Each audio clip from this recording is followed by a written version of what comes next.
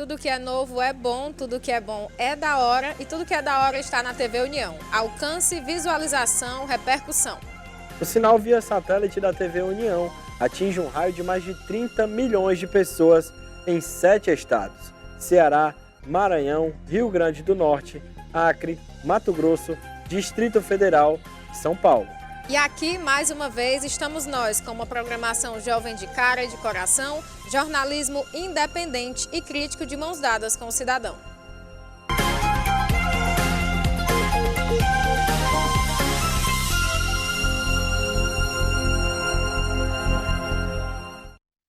Olá a todos, sejam muito bem-vindos ao Da Hora desta segunda-feira. Já estou aqui muito bem acompanhada com Gabriel Viana, Norton Lima e Aécio Holanda. Tudo bem, Nayara? Tudo bem, gente? Como é que foi de final de semana? Tudo bem para você aí de casa? Sempre uma honra estar na presença aqui dessas pessoas ilustres. Olha, pessoas ilustres, viu? Tá todo formal Principalmente esse aqui. Principalmente esse senhor aqui. Esse senhor aqui. Vai, É um prazer estar aqui com vocês, né? Sempre bom. cumprimente o povo. Como é que foi o final de semana? Foi tudo bem? Foi tudo tranquilo. tudo Coisa na santa boa. paz. E você, Norton? Tá tudo tranquilo. Vamos correr aí para as notícias circularem e falar a verdade e quem ficar contra, que o povo se encarrega dele, né? Olha, nós já vamos começar com a ex-prefeita de Fortaleza e atual deputada federal Luiziane Lins, que visitou o idealizador da TV União, José Alberto Bardavil. Oi, gente, eu vim aqui, né, hoje, nesse sábado, mesmo com toda a divergência política que a gente às vezes tem, mas eu vim aqui ver um amigo muito querido e vim trazer girassóis dos meus cabelos para ele. Olha aqui, Bardavil. Minha querida irmã, amiga, que eu respeito muito e gosto muito, Luziane Lins. Estou muito feliz por você ter vindo aqui em casa, me prestar, vamos chamar, solidariedade, carinho, que você não sabe o quanto isso é importante para mim nesse momento, depois dessa cirurgia de fígado, e fazem 20 dias hoje, e eu consegui sobreviver com a graça de Deus. Tudo bem, tá tudo certo e misturado e ele tá potente, já tá bonzinho. Um beijo grande, Bardavil. Ó, os girassóis para você. Olha, gente, fiquei feliz quando vi, né? Tanto de ver a visita dela, que já é uma conhecida, uma amiga antiga. Aí, como ela mencionou, como ela enfatizou, apesar de todas as divergências políticas, ela esteve lá prestando solidariedade e mostrando a amizade dela, né, Que seja Gabriel? assim, né? Depois das eleições, a gente vê tantas famílias, tantos amigos aí deixando de se falar por conta dessas divergências, que fique aí essa mensagem, tanto do nosso idealizador, quanto da deputada federal eleita, Luiziane Lins, que isso aí é só para a gente divergir, mas não se desrespeitar, como eles mesmos falaram, né? Isso é muito bom ver o Bardavil já recuperação recorde, né? Uma saúde grande, assim. Não é para todo mundo isso. Esses transplantes causam muita rejeição, quer dizer, ele teve muita sorte nesse sentido. Que bom para todo mundo e muito legal essa acolhida, né, da Luiziane de levar flores, levar girassol sobretudo para buscar luz, né? Que é que a gente está precisando para avançar mais e mais em um monte de coisas positivas que vão vir pela frente na TV, né? São muitas coisas para serem feitas ainda, a gente está só no começo, assim, acho que no começo, 0,01% do que pode ser feito ainda, né? Dentro das possibilidades. E é uma notícia muito boa essa, né? Essa coisa da Luiziane falar. Isso foi uma coisa que teve repercussão em uma série de colunas, assim, as pessoas comentaram muito, que legal, positivo isso, né? Geralmente a negada quer trocar tabefe, e está de um lado, você está do outro. Não que também explicando aí, não é que o Bardavil seja Bolsonaro, tá? A Luiziane fica com a camisa do Lula, mas não é que o Bardavil seja Bolsonaro, mas é essa coisa da gente ter espaço, amplos espaços para todos os cantos, né? O Bardavil estava no PL, né, o partido do Bolsonaro, e tentou ser um candidato ao Senado e não deram a legenda para ele. Essa foi uma série de complicações, assim, dessas loucuras que tem, mas acabaram todo mundo saindo muito ruim, essa cena toda, esse corte para todo mundo que fez esse trabalho, imaginando que poderia desmontar um palanque, né, que acabou dando tudo errado aí para esse pessoal que tentou fazer essa coisa. Puxou o tapete do Bardavil na última hora, não puxaram só o tapete dele, também puxaram o tapete do Marcelo Mendes, E a gente sabe em que é que terminou tudo isso, né?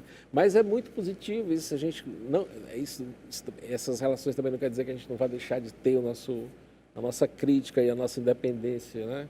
E a liberdade de expressão é uma coisa muito, muito forte para que a gente pretende desse projeto, sobretudo porque não há mais aquele dono da razão, a palavra final, ela está com o público, né? Ainda bem que está assim, a gente está só colocando as informações em circulação, isso é que interessa, né?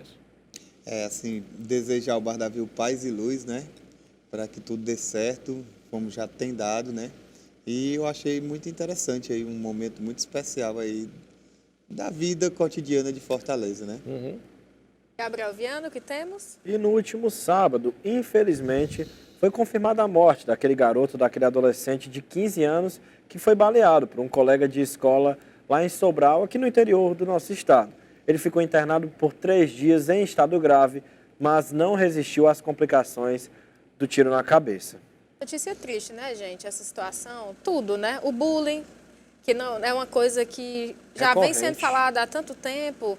Era para, não sei se é o caso dessa escola, mas caso não seja, que exista um trabalho da escola especificamente para que isso acabe, porque é inadmissível atualmente ter esse tipo de coisa. Além do bullying, que a gente sabe que o bullying não ocorre só lá, ocorre em todo lugar. Escolas particulares, públicas, todo lugar, infelizmente, tem isso. Nós tivemos aqui, acho que uns 4 anos atrás, uma cena de um grande colégio da cidade que teve essa arma em punho apontada para a cabeça de uma outra pessoa, né?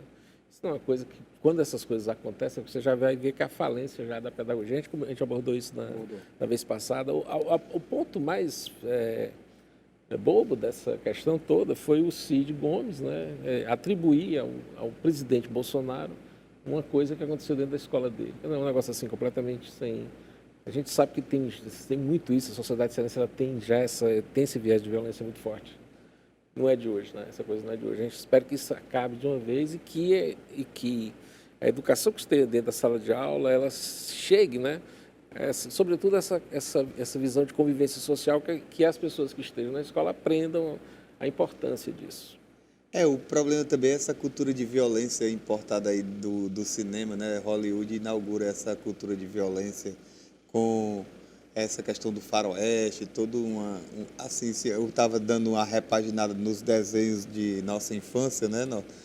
Você tinha o quê? Eram os caras matando os índios, matando os animais, tinha toda uma cultura de violência que é inaugurada com essa coisa de Hollywood, né? E aí as pessoas...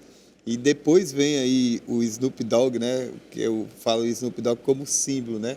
Mas da glamourização do bandidismo e da violência, né? E isso é muito forte hoje, é muito presente, sobretudo, não só nas periferias, como também nas camadas A e B também, né? Chama de cultura gangsta. Isso é um perigo que tem. As nossas condolências à família do jovem, outro que ainda está internado, né? Mas teve muita queixa em relação à família, reclamou muito que não recebeu nenhum tipo de auxílio para o sepultamento, né? Lá, o pessoal desapareceu de cena, aí fica com aquela história de vai ficar por isso mesmo, né? Porque essa é outra cultura, das culturas que nós temos, a impunidade, vai ficar por isso mesmo, isso não vai dar em nada, todas essas coisas não tem que ser, tem que ser asfaltadas. Eu tenho um amigo meu que é o Chico Teles, né? Que ele é motorista, né? Aí um dia desse ele estava falando, né? Que todo mundo mataram Marielle, mataram aí uma série de pessoas, mas nunca ninguém lembra o nome do motorista que morreu, Anderson, que estava lá, né? É uma coisa que realmente são esquecidos, né? Na grande maioria. E outra, que seja descoberto, seja apurado e, caso seja necessário, seja punido também quem deixou a criança ter acesso de forma tão fácil a essa arma, porque ela é uma criança, né? Ela não pode ter acesso. A arma é algo sério, algo que tem que ser... mesmo que ele tenha o porte ou a posse, mas é algo que não pode estar à vista de uma criança. E entrando na política, né, o ex-diretor do Datafolha, Mauro Paulino, afirmou que o segundo turno das eleições presidenciais tem possibilidade real de uma virada inédita. Veja. Independentemente do que houve no primeiro turno, se as pesquisas não conseguiram pegar a força de Bolsonaro ou se houve movimento de última hora, o fato é que o país está dividido. Com apenas 5 pontos de diferença entre Lula e Bolsonaro, a possibilidade de virada inédita em segundo turno é real. É uma zona de muita proximidade, lembrando que no segundo turno, um voto roubado significa 2, porque tira de um e vai para outro. E vai para outro. Aí, Norton, Aécio, existe essa possibilidade, como ele falou, de ter essa virada, né? É o que os especialistas estão falando. Na semana passada nós já tínhamos dito isso aqui, né, Nato? Que, pelo nível que a gente tem olhado as pesquisas, a margem de erro e a forma com que, de certa forma, o Bolsonaro tem crescido, assim, né, e teve apoios importantes, mas, assim, é uma eleição muito difícil e eu diria que ninguém se arrisca a dizer quem vai ganhar as eleições agora no próximo... Tá perigoso arriscar qualquer... qualquer diagnóstico. O principal aí é que estão querendo empurrar o Bolsonaro para um discurso de já ganhou, assim como o Lula estava naquela primeira vez, né? Eu acho que eles não vão cair nisso, eu acho que vão ser intensificados, né? E também nas pesquisas estaduais, que uma coisa é a pesquisa nacional, mas nas pesquisas dos estados, assim, que a gente vai observando, inclusive os agregadores usam muito isso, né? Tipo, eu pego as pesquisas do regionais, estado, cada estado, aí você soma, você tenta ver quanto é que está, né? Quanto é que está o geral, né? Mas você já tem, assim, o Bolsonaro abrindo, segundo essas pesquisas, tá? Você já tem o Bolsonaro abrindo, assim, 15 pontos no Sudeste, já fácil. No Sul, já chegando aos 20 pontos, mais ou menos. No Mato Grosso, a coisa... No Centro-Oeste, o negócio já avançou bastante, né? No Norte também, muito, né? E no Nordeste, a tendência também vai ser maior. Eu já vi projeções para o estado de Ceará de 37%. Não, eu acho, assim, o que eu vi das pesquisas aqui, o Nordeste, sobretudo, é por isso que dá essa segurada nos índices do Lula, que o Nordeste, sobretudo, o aumento da votação do Lula é maior ainda. Você tem cidades do interior do Ceará que o Lula teve 87%, que o Camilo teve 95%, só aqui no Ceará, né? Então, assim, você teve uma consolidação de vários governadores do Nordeste que eram ligados ao presidente Lula, que foram eleitos já no primeiro turno. Então, assim, e sobretudo, eu acho que o que pesa também é o sentimento de corpo que o nordestino pegou agora, por conta de que o sulista, sobre o pessoal da região sudeste, né, mas é uma conversa que os caras caem na... Parece que você vai imaginar qual é a maior cidade nordestina do país? São Paulo. Disparado. Tem mais, acho que a comunidade nordestina lá, 7 milhões de pessoas. Né? E aí o Bolsonaro no estado de São Paulo, ele ganhou disparado. Quer dizer, é uma coisa que... Eu acho que se fizerem a ponte, inclusive eu brincava muito com o pessoal do PSDB naquela época, que estavam no poder, né, lá. Eles estão no poder, mas estão saindo agora, né?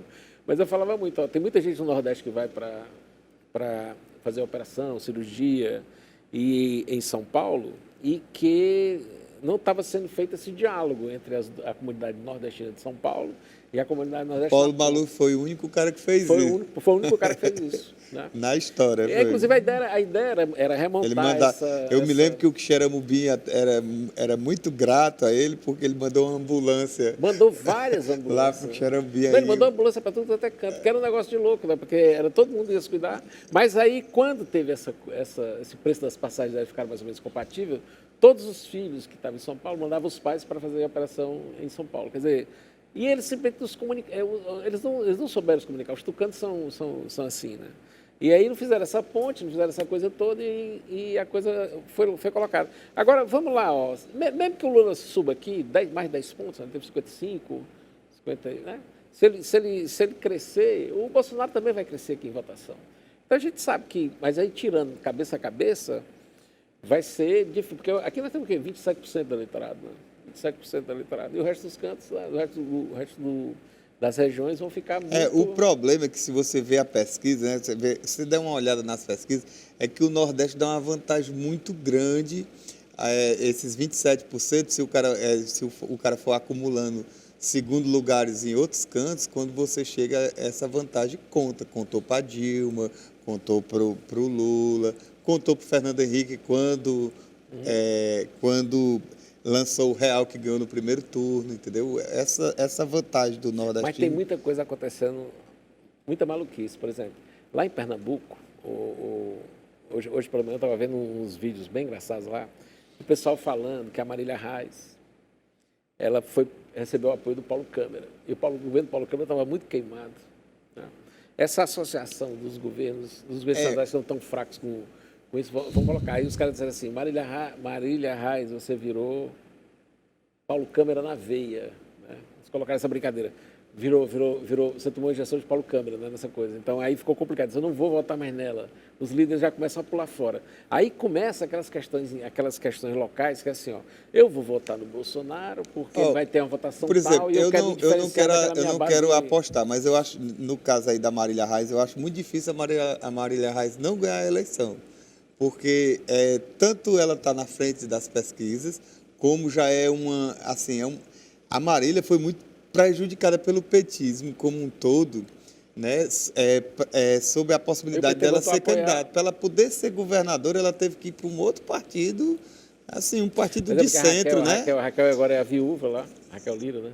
Mas eu acho difícil a Marília não, lá é de virada já, não ganhar o clima já é de virada lá. A eleição. O clima já é de virada. E nem a Raquel, nem o outro Magalhães, eles vão declarar apoio. E tem duas questões pitorescas nem aí. A Bahia, né? nem Pernambuco. Quem tira primeiro lugar a vida toda, desde que há segundo turno no Brasil, quem foi para o segundo turno no primeiro lugar sempre ganhou as eleições.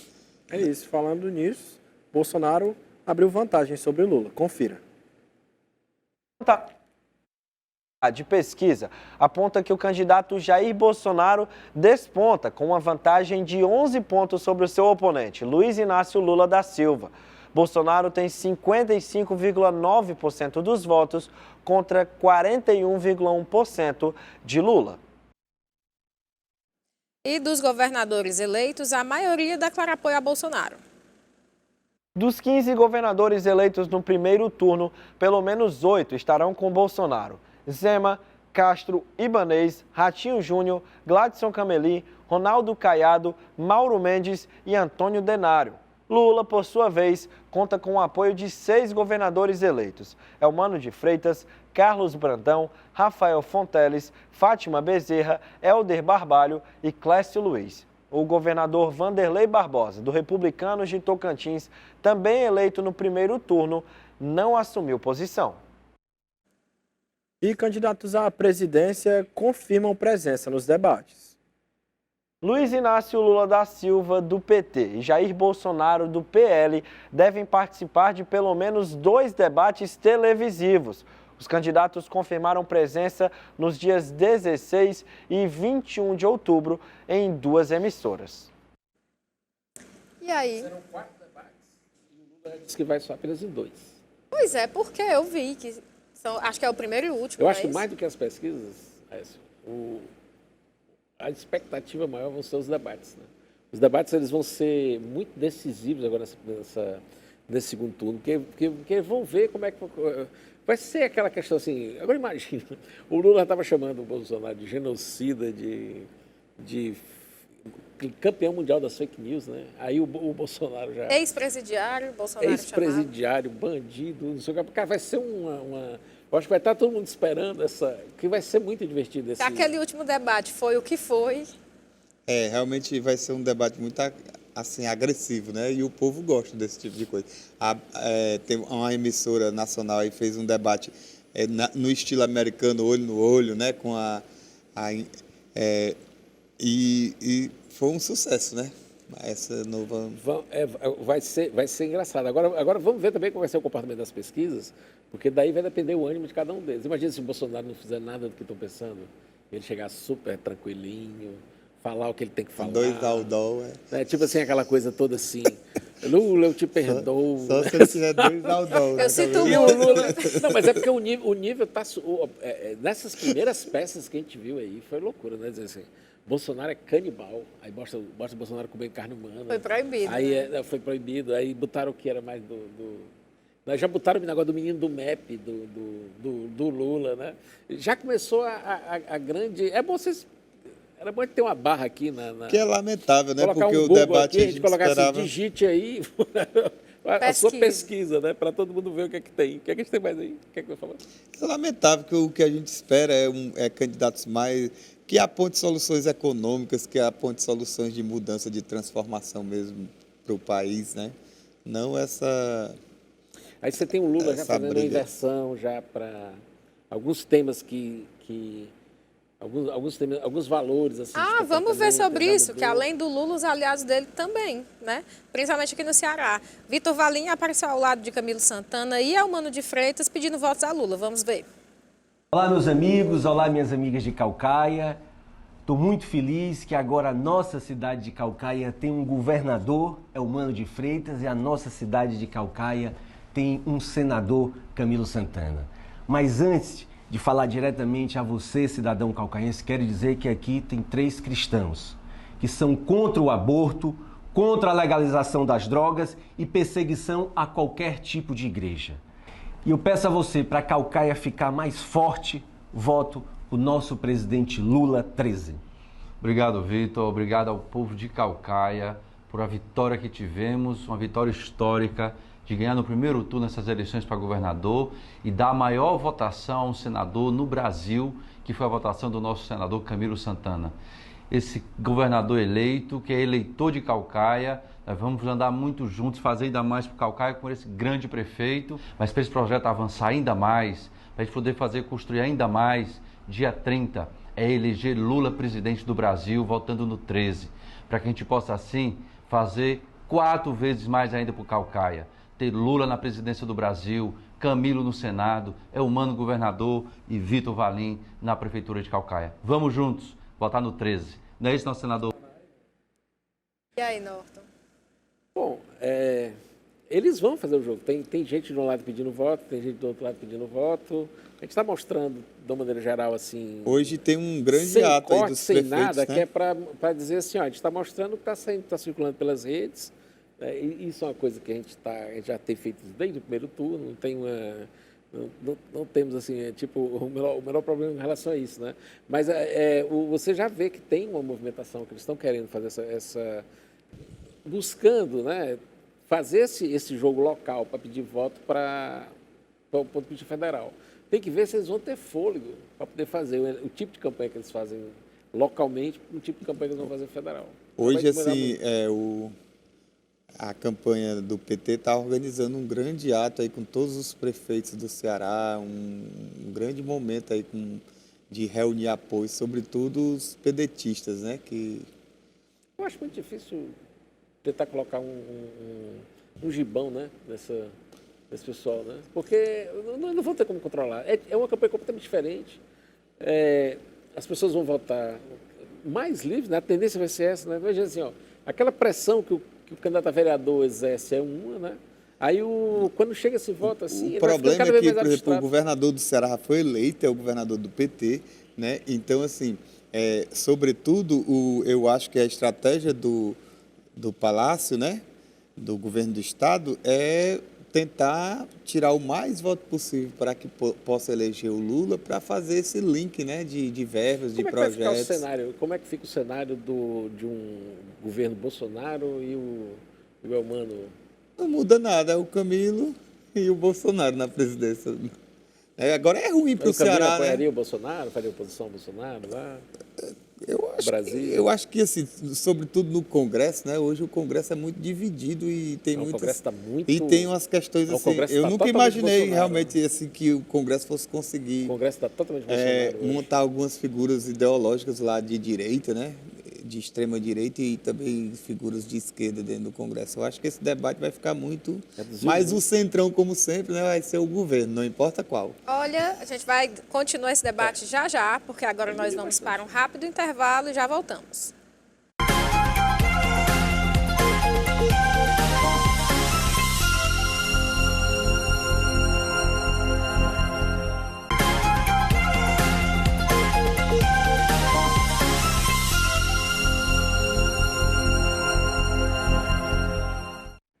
Nossa Posse da Hora está de volta falando que em Belo Horizonte, Lula falou de igualdade salarial entre homens e mulheres. Após caminhada no centro de Belo Horizonte, o candidato à presidência Luiz Inácio Lula da Silva afirmou que, sendo eleito, vai regulamentar isonomia salarial entre homens e mulheres. Mulher e homem, trabalho igual, salário igual, segundo Lula. Ainda no evento em BH, Lula cita guerra na Ucrânia. Após ouvir um barulho inesperado durante a fala com a imprensa em Belo Horizonte nesse domingo, o ex-presidente e candidato ao Palácio do Planalto, Luiz Inácio Lula da Silva, mencionou a guerra iniciada pela Rússia em fevereiro desse ano. Segundo ele, parecia a própria Ucrânia.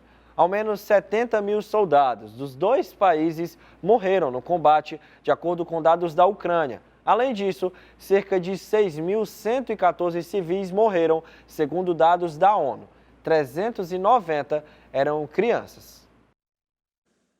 E um vídeo viralizou nas redes sociais. Nele, uma ex-eleitora de Geraldo Alckmin critica a mudança de lado político. Na última eleição eu votei em você. Dessa vez é Bolsonaro. Sinto muito se ter mudado de lado.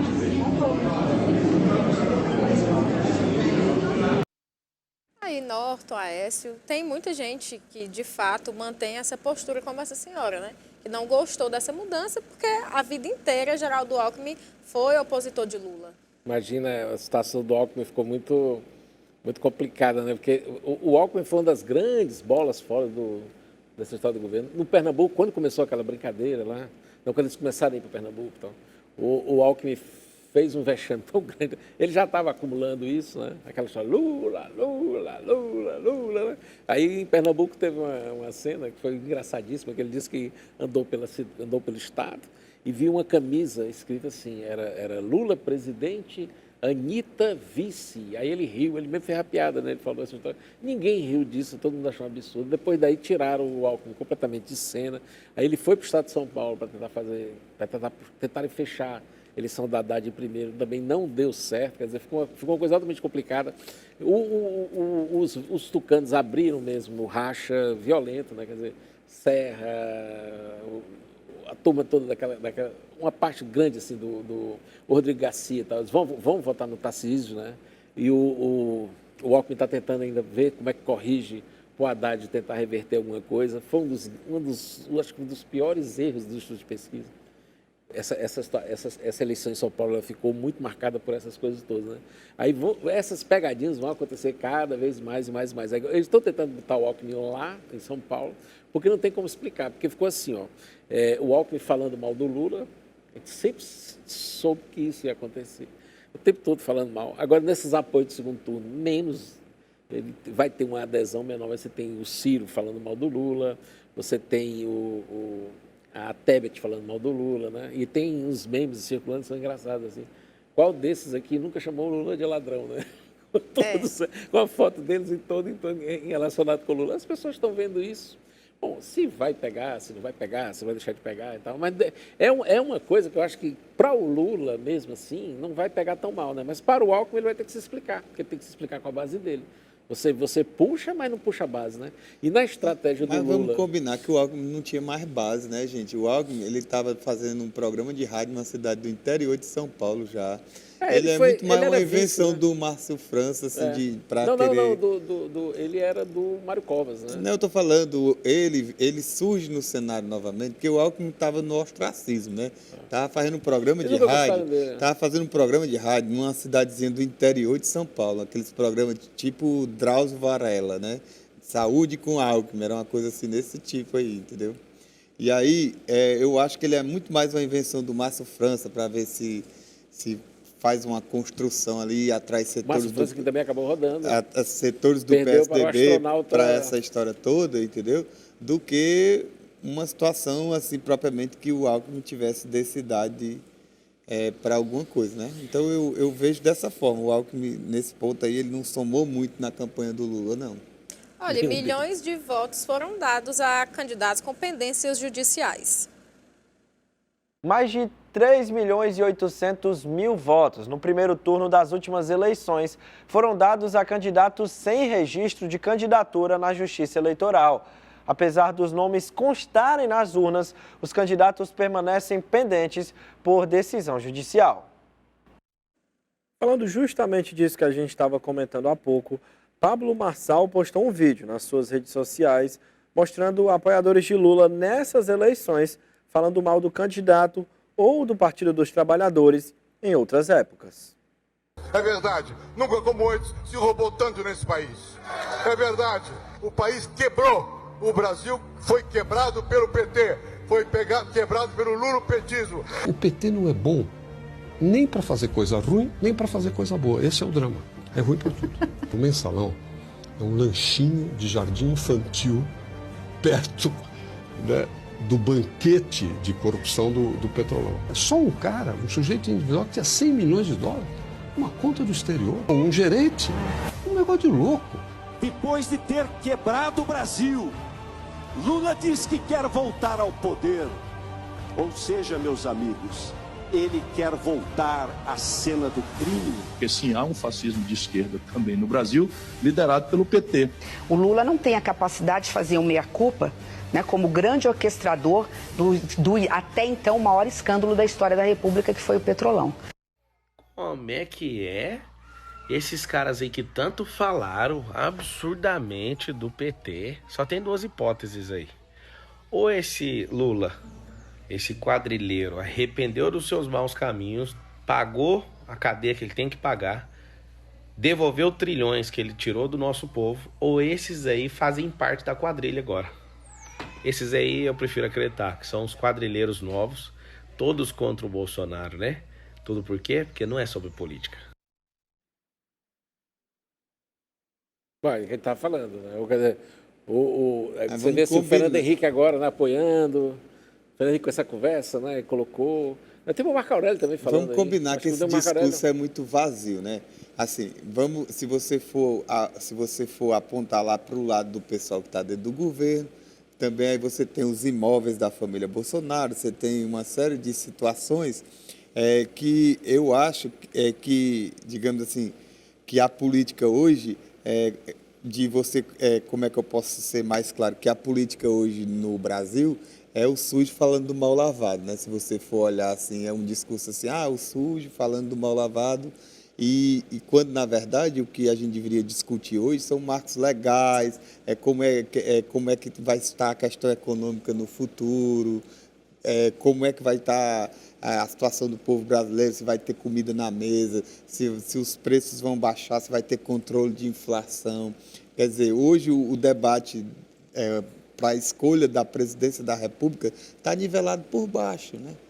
Está nivelado por um centrão corrupto, né, que construiu, que melou o petismo mesmo, melou o lulopetismo, e esse mesmo centrão hoje habita também o governo Bolsonaro, controla as verbas, controla as emendas secretas, você tem aí uma série de situações que colocam sob suspensão também o governo Bolsonaro.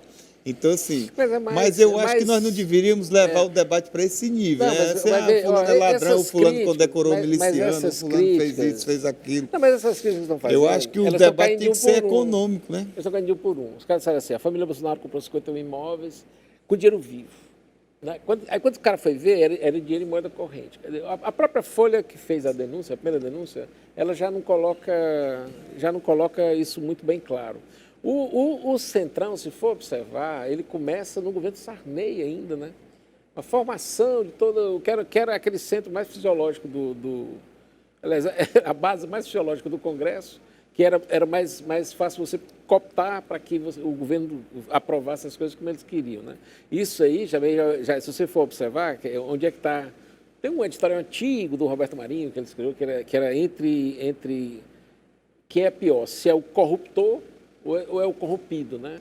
Se só existe o corrompido, se existe o corruptor. Aí vem aquela velha lenda. Se eu dizer assim, no final das contas, a culpa seria do governo, que se assenhora disso. Teve todo um movimento para tentar sufocar a Lava Jato dentro do Congresso.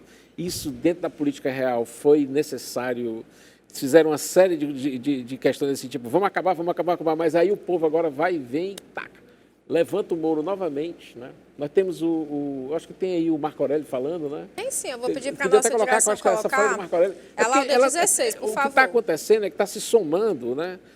Uma série de falas em cima e que as pessoas vão tirar suas próprias conclusões como está lá. Não tem como a gente não ter essa força de dizer assim, vai ser isso ou vai ser aquilo, ou está acontecendo isso, ou não está acontecendo aquilo. Sobre esse aspecto, o Marco Aurélio até fala, olha a quantidade de dinheiro que foi devolvido. Na fala do Serra, o banquete da corrupção, só um cara que era diretor da Petrobras devolveu 100 milhões de reais. Quer dizer, um negócio assim que, né, vai estar muito transparente esse jogo, né? Está todo mundo vendo, não tem como você chegar e dizer assim, não, isso vai ser isso é isso, o outro é menor do que isso. Deixa as pessoas em casa decidir. Vamos dar uma olhada agora que a gente está já chegando ao fim do bloco, a gente conversa já. Vamos ver o que é que o Marco Aurélio falou. O que eu disse? Eu disse que, como sou contrário a polarizações, eu votaria em quem estivesse em terceiro lugar. E procurei votar em quem estava em terceiro lugar, no primeiro turno.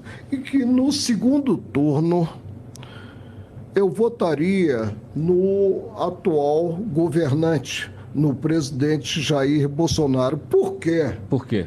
Porque, como ex-juiz, não poderia jamais votar em alguém que, primeiro, foi presidente durante 8 anos, deu as cartas durante 6 anos no governo Dilma e que foi condenado em 4, se não me falha a memória, 4 processos crime por delito contra a administração pública. Disse, mas os processos foram anulados. Ele não foi absolvido pelo Supremo, os processos foram anulados pelo Supremo. A partir de uma visão, a meu ver, equivocada, incompetência territorial. Não seria competente o juízo da 13ª, mas um juízo de Brasília, um juízo federal de São Paulo. Quando nós sabemos que a incompetência territorial é relativa e ela preclui com o término do processo crime, mas o Supremo resolveu ressuscitar politicamente o ex-presidente Luiz Inácio Lula da Silva. Bom, o Marco Aurélio ele diz assim, preste atenção, ele diz, olha, tem todo... Ele fala nisso aí, que o cara não está inocentado. Ele diz com muita clareza. Esse discurso, essa propaganda de que fala que o Lula está inocente, isso foi só na boca do bobo do Bonner, tá? Isso não tem nenhuma situação que se você for ver, né, de uma maneira geral, assim, está péssimo. Tudo que você possa imaginar foi um panfleto. Rasgaram toda a deontologia jornalística que a gente está tentando preservar. Você viu que a gente colocou o Elmano falando, o Vitor Valim falando, pedindo voto por Lula, e a gente já coloca a declaração de voto do ministro Marco Aurélio. Quer dizer, a gente está tentando abrir para todos os espaços. Só uma coisa, viu? Marco Aurélio de Mello, ele é intrinsecamente ligado ao Collor, sempre foi, né? Então é natural que ele faça esse caminho aí. Não, mas isso é relação tua. Não é relação minha, não. É relação. Porque como é que vai dizer que o ele cara... é indicado do Collor. É primo do cara. Ele é indicado do Collor. Ele é primo do Collor. Infelizmente vai ter que ficar para o próximo bloco, porque agora a gente vai para um rápido intervalo e já estamos de volta.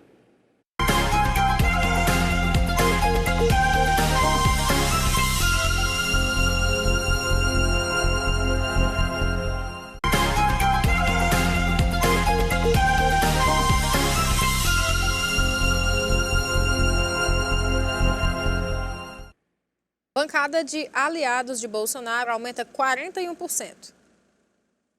O bloco informal de partidos de centro-direita, que hoje dá sustentação ao governo Jair Bolsonaro, vai controlar, a partir do ano que vem, mais da metade das cadeiras nas assembleias legislativas e da Câmara do Distrito Federal. Na comparação com 2018, o primeiro turno das eleições deste ano registrou um aumento de 41% da bancada de deputados estaduais e distritais eleitos por PL, progressistas, republicanos, União Brasil, PSD, PSC, PROS, PTB, Patriota e Avante. E agora você confere um vídeo de um telejornal americano falando sobre os erros nas pesquisas eleitorais aqui no Brasil e da força da bancada bolsonarista. Up until about 20 minutes ago, we were told that Bolsonaro was going to get smoked yesterday in the national election. That didn't seem to happen. What is the state of that race right now? I've never seen polling data and polling science collapse and be as humiliated as it was in Brazil. They didn't just get the presidential race radically wrong, but other races they got wrong by 20 or 30 points, always in favor of the Brazilian left and against the Bolsonarista. I would say now there's a runoff between Lula, the left-wing candidate, and Bolsonaro. I would put Lula as the favorite. He did come in first by 4 or 5 points. But even if Bolsonaro loses, Bolsonarismo, the force the movement that he created, is incredibly powerful. The biggest party in the House and the Senate. They have governorships of the key states, and none of the polling data or the Brazilian media predicted that because they wanted, I think, to manipulate the outcome of the election through these fraudulent polling, or at the very least, polling that's radically wrong. So we'll see what happens on October 30th when the runoff takes place. Yeah, not only in Brazil. É isso, e o deputado eleito André Fernandes aparece ao lado de políticos cearenses em uma chamada de vídeo com o presidente Jair Bolsonaro. Aqui, ó, Camelo Neto, Dudu Diogo. Olha aqui, ó, Raimundo Gomes de Mato. Camila, Alex Ceará, Noel. Olha aqui, presidente. Olha desse aqui, ó. Marcelo Mendes explica o que ele entendeu sobre as emendas encaminhadas às universidades federais e outras instituições que voltaram para o orçamento da União. Marcelo, o presidente Bolsonaro está cortando verbas para as universidades federais, para instituições que tratam do câncer. Este homem é um louco. Vamos lá, tem nada a ver com isso. Deixa eu te explicar.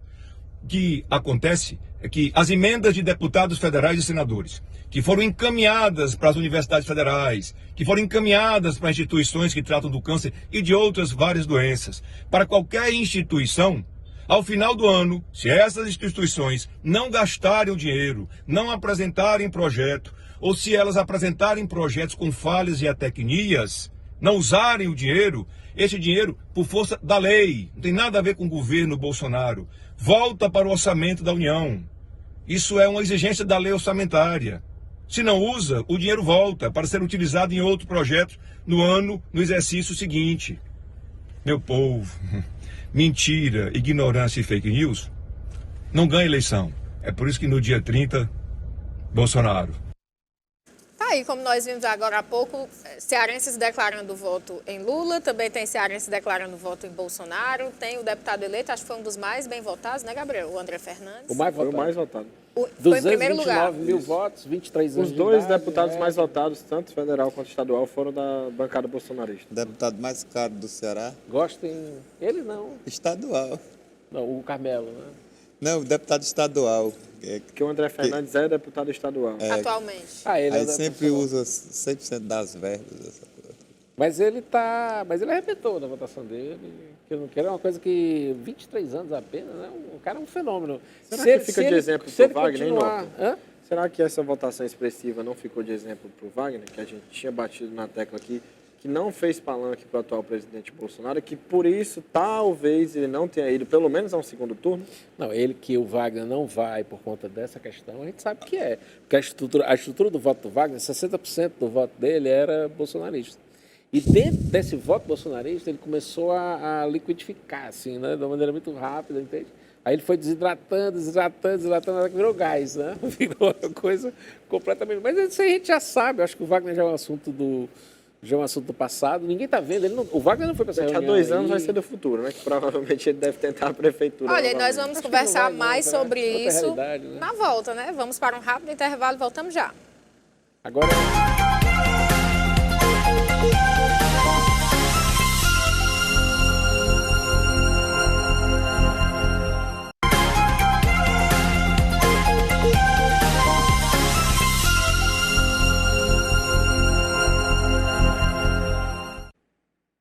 Estamos de volta falando que o presidente Jair Bolsonaro voltou a criticar o ministro do Supremo Tribunal Federal e presidente do Supremo Tribunal Eleitoral, Alexandre de Moraes. De acordo com o presidente, Moraes trabalha para prejudicar sua campanha e ajudar o candidato adversário, Luiz Inácio Lula da Silva. O ministro Dias Toffoli como seu substituto. Nas redes sociais ele foi compartilhado como se Moraes estivesse deixando o órgão, mas ele segue como presidente do tribunal. Boa noite a todos. Eu declaro aberto o ato de posse de Sua Excelência, o senhor ministro Dias Toffoli, no cargo de ministro substituto do Tribunal Superior Eleitoral. Convido Sua Excelência a prestar o compromisso regimental. Boa noite a todas e a todos.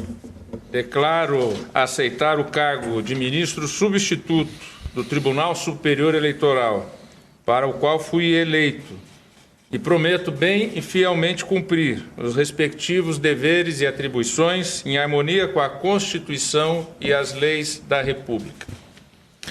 Convido o senhor diretor-geral da Secretaria do Tribunal Superior Eleitoral a proceder à leitura do termo de posse. Aos 4 dias do mês de outubro do ano de 2022, perante o excelentíssimo senhor ministro Alexandre de Moraes. E aí, Aécio, Norton? Bem, assim, é mais uma página dessa briga entre Bolsonaro e o Alexandre de Moraes, né? Mas aí, Norton, essa questão por exemplo, do Bolsonaro, se não fosse essa questão politiqueira dele, de às vezes querer se fazer de vítima perante a questão do STF, né? Eu concordo com ele. Eu acho que o Brasil devia amadurecer, aproveitar esse momento de luta do Bolsonaro aí, para amadurecer um momento menos positivista, menos ativista, né, da justiça brasileira, entendeu? Que eu acho que esse excesso de ativismo na justiça brasileira faz com que muitos dos direitos do povo brasileiro sejam rasgados, entendeu?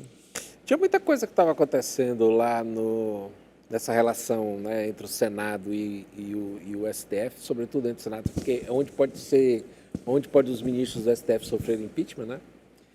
Que agora já se desenhou um outro quadro de correlação de forças, já está com outra correlação de forças.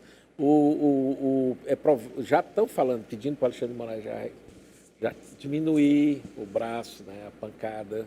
Tem algumas coisas que vão ter que ser resolvidas. Esse inquérito do fim do mundo, ele tem que chegar ao fim. Não pode continuar essa coisa, abre, estica, né? E o Toffoli, que estava até então, mergulhado, toda essa coisa começa com ele, né? Quando aquela denúncia da Cruzoé, que tem a censura, né?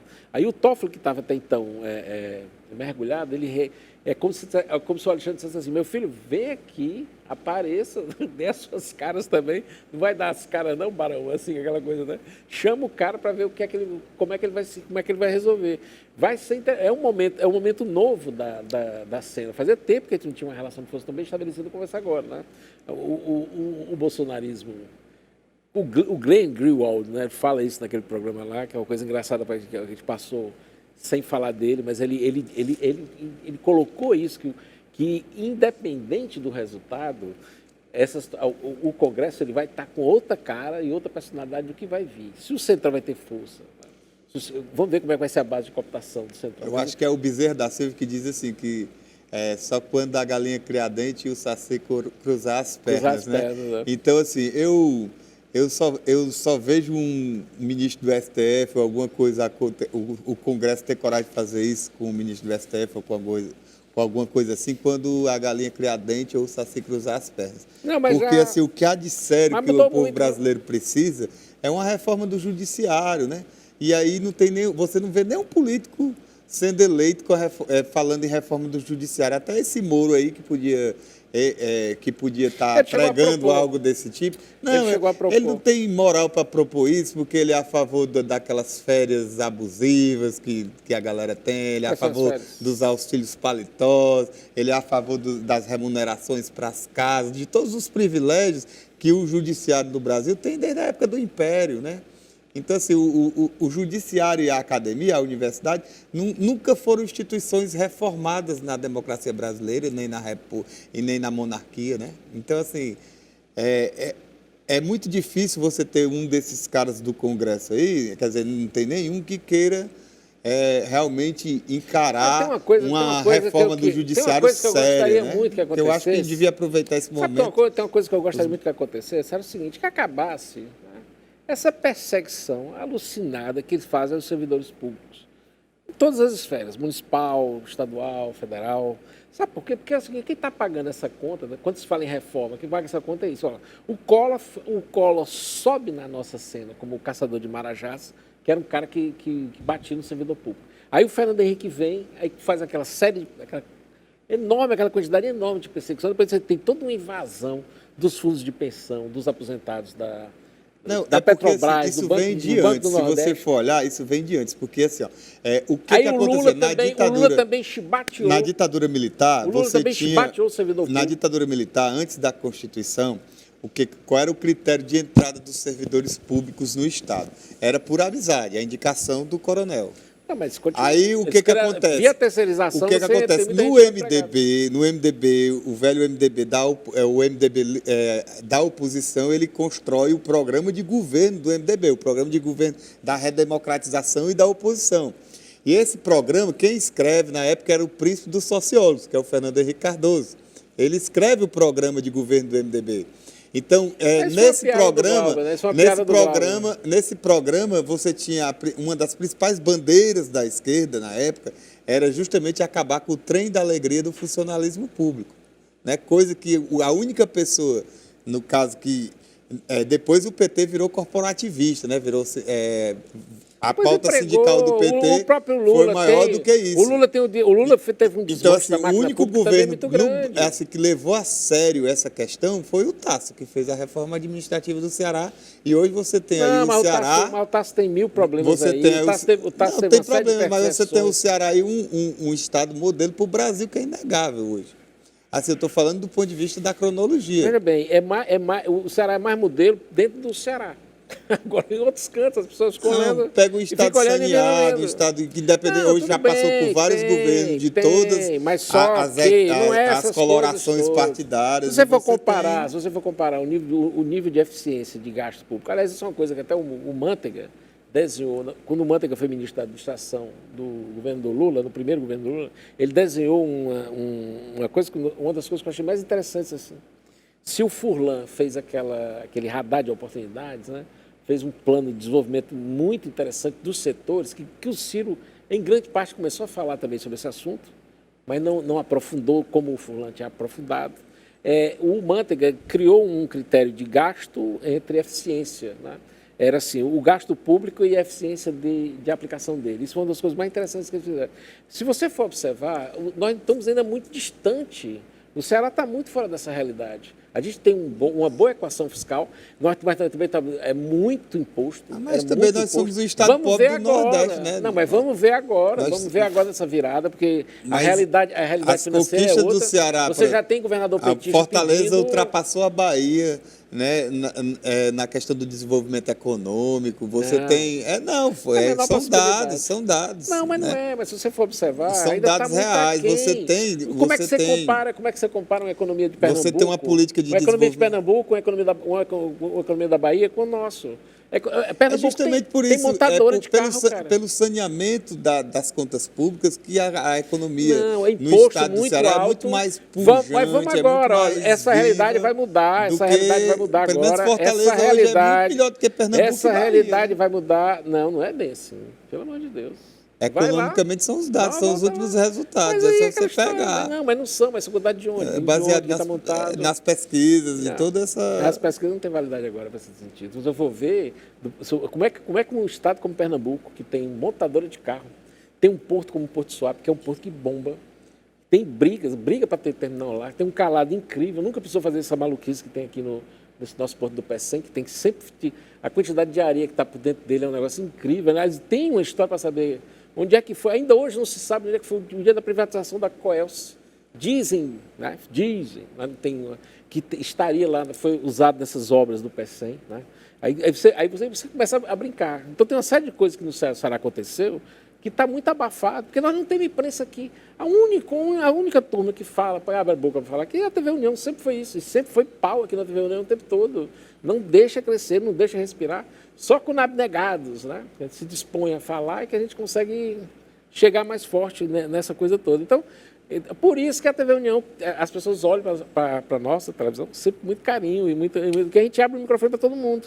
Mas assim, é inegável também o sistema. Falar, né? Mas a gente abre a oportunidade. A gente abre para todo mundo, aí todo mundo tem condição de falar, quer falar. Mas tá assim, longe se você vê a interiorização da indústria no Ceará, você tem realidades assim, realidades factuais, né? Você tem um voto da grande, eu adoro ela é uma figura que a gente podia chamar para vir aqui, só participar da televisão, porque ela tem a cara da televisão União, a Soraya Vitor, que é a conselheira do nosso tribunal. Minha amiga. Ela é uma pessoa inacreditável.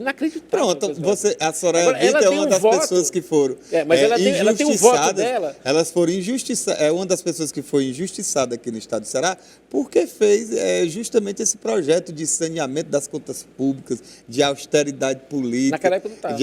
De austeridade econômica. Não, mas ela também, mas tem um voto dela como conselheira, mandando observar o Fundo de Desenvolvimento do Estado do Ceará, como é que ele estava sendo gasto, que foi uma coisa ignorada por todo mundo, mas é um voto clássico. Mas na época que o Aécio Neves estava com problemas lá em Minas, né, que ele assumiu, a equipe da Soraya Vitor que foi lá fazer o processo mas isso lá para ver. Quando bem velho. Mas tá aí, uma pessoa, você tem cá entre nós, o Maia Júnior hoje está fazendo um trabalho belíssimo aí à frente da Secretaria de Desenvolvimento Econômico, com o hidrogênio verde, com uma série de o Ceará de Oportunidades, que é o programa de microcrédito. Seria bom chamar o Maia aqui, ver se ele tem coragem. Vamos ver se o Maia tem coragem de vir debater. Como é que se diz? É um grande pensador dessa área aí da economia. Vamos mudar um pouquinho de assunto, gente. Que construiu o PECEM. A gente já teve um grande momento de debate, agora vamos falar que em auditoria, em sessões eleitorais, vão abranger aí mais de 2.000 municípios brasileiros. Vamos conferir mais detalhes. O Tribunal de Contas da União definiu 4.557 sessões eleitorais que vão compor a amostra de auditoria realizada pela Corte no sistema eletrônico. A auditoria abrange 2.304 dos 5.570 municípios brasileiros. Deputada mais jovem eleita no Brasil aguarda atingir a idade mínima para tomar posse. A estudante universitária mineira Chiara Biondini, de 20 anos de idade, foi eleita a deputada estadual mais jovem do Brasil, com 34.126 votos. Ela, contudo, só poderá tomar posse quando completar 21 anos, no caso, no dia 1º de fevereiro do ano que vem. E o ministro Gilmar Mendes, do Supremo Tribunal Federal, pediu vista para elaborar o seu voto para julgar a liminar, anulando a eleição para o biênio 2023-2024 da mesa diretora da Câmara Municipal de Salvador. O julgamento fica dessa maneira suspenso e sem prazo de conclusão. A candidata... Gilmar Mendes, do Desculpa, gente, coisas que acontecem, né, Gabriel? Televisão ao vivo. A candidata ao governo do estado de Pernambuco, Raquel Lira, se emociona ao homenagear seu marido, Fernando Lucena. Nego, você é grande parte do que nos trouxe até aqui. E quero te dizer, que vai continuar sendo. Nunca existiu quero sem nego, nem nego sem quero. Quero te dizer que não está sendo fácil. Eu não sei como viver sem tua presença física, sem teu abraço, nem teu cheiro. O sítio, todos os churrascos, nossas fogueiras, nossa cama apertada, com 4 dormindo juntos. Olho para os nossos filhos e vejo diante de mim aquilo que para nós sempre foi mais precioso. E tenho certeza de que nunca estaremos sem você. Seu carinho, sua palavra firme, sua proteção e teu amor estão com a gente. A gente te ama infinito e para sempre. Desde domingo, eu me questiono, eu tenho buscado respostas. Por que com a gente? Por que agora? Aí, Norton, ela se emocionando, né? A seleção de Pernambuco está engraçada. É uma viúva, né? A viúva Raquel Lira contra uma mulher grávida, que é a Marília Reis. Quem tá chorando, quem vai estar nascendo. Essa eleição vai ser uma das mais disputadas que a gente vai ter aí, porque o clima lá é de virada, né? E o PT não sabe o que fazer. Tem prefeitos do PT que estão apoiando agora a Raquel, já, né? O Pernambuco tem algumas características diferentes do Ceará ainda, né? Gabriel, suas considerações finais? É isso, sempre uma honra estar aqui. Insisto em dizer nessa bancada, mas já virou até Nessa uma brincadeira nossa, né? Essa cadeirada. Já vai ter uma mesa aqui. Pois é, já vamos fazer uma montagem minha com uma mesa, só eu com a bancada aqui, porque todo dia eu falo bancada, mas é isso, sempre uma honra estar aqui na presença de vocês, na presença do nosso público. E sexta-feira eu estou de volta, né? Terça, quarta e quinta, quem vem é a Érica, e sexta-feira eu estou aqui de volta. Aécio? Eu queria agradecer a todos, mandar um abraço aí para as vizinhas da Nayara lá, que dizem que tá mais animado quando a gente tá aqui, né? E... É a nossa intenção. Se tá agradando, tá joia. A Nayara é quase a candidata lá do Piauí, né? Todo dia ela faz aquela conversa com as vizinhas. Eu não sou, não. O Ibope lá é a vizinhança da Eu sou quase Nayara. a Lourdes de Melo, mas ainda falta muito para eu chegar lá. Gente, eu quero agradecer a participação de todos vocês, a audiência. Amanhã estaremos aqui. Tchau.